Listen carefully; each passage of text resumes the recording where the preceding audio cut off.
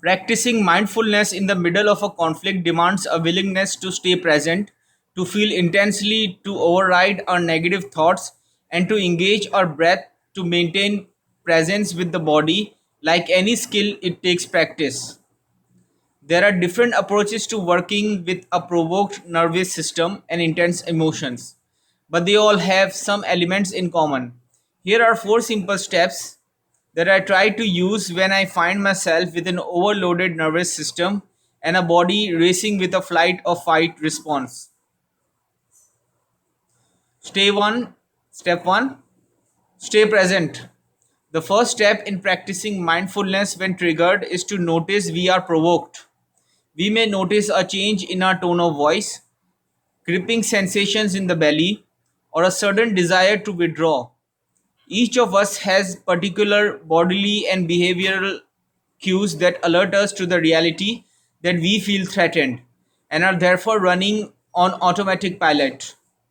We have to decide to stay put and present, to be curious and explore our experience.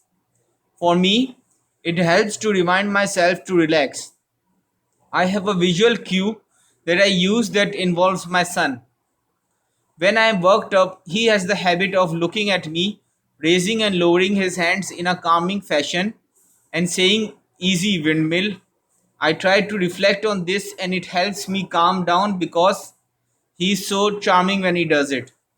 Step 2, let go of the story. This might be the most difficult part of the practice. We need to completely let go of the thinking and judging mind. This is a very challenging step because when we feel threatened, the mind immediately fills with all kinds of difficult thoughts and stories about what's happening. But we must be willing to forget the story just for a minute because there is a feedback loop between our thoughts and our body.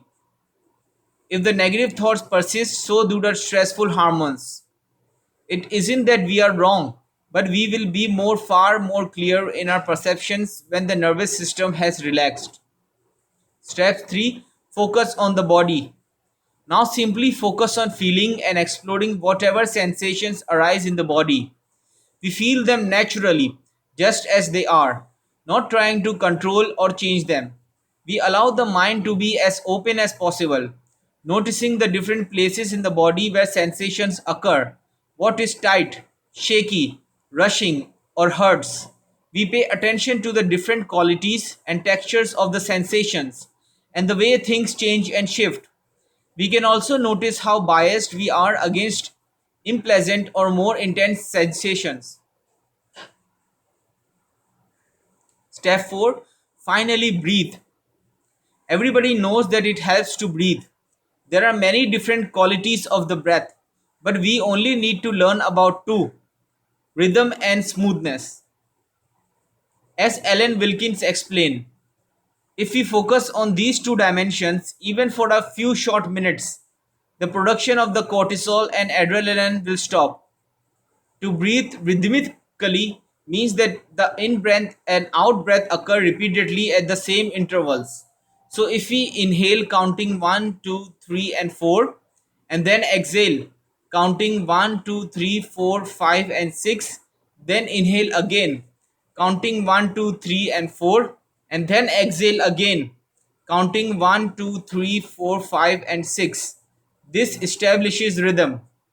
At the same time, we should invite the breath to be even or smooth, meaning that the volume of the breath stays consistent as it moves in and out, like sipping liquid through a narrow straw.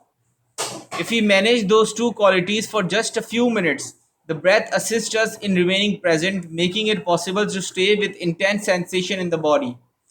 Paying attention to our body re-establishes equilibrium faster, restoring our ability to think, to listen, and relate. This takes practice, but eventually we retrain ourselves to respond rather than to react. Anger becomes clarity and resolve. Sadness leads to compassion. Jealousy becomes fuel for change. There will also be certain moments when we fail. Becoming more intimate with our body's response to a hijacked nervous system is challenging, to say the least. This is because the sensations are very uncomfortable. Our emotions are volatile, and our mind is usually filling with unsupportive thoughts like, get me out of here, or how can they be saying that, or this is a waste of my time.